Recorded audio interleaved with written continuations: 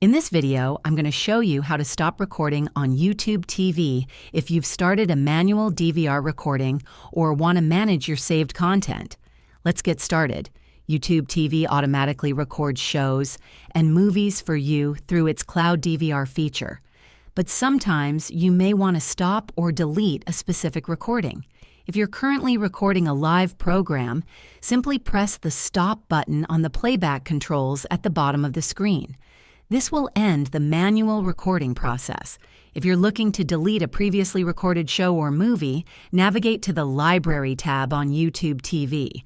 Here, you'll find a section labeled Recordings, which contains all your saved content.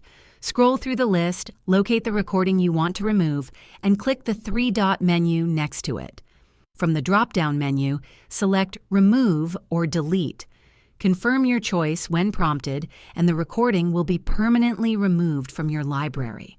Additionally, if you want to prevent future recordings of a specific show, go to the Settings menu by clicking your profile picture in the top right corner.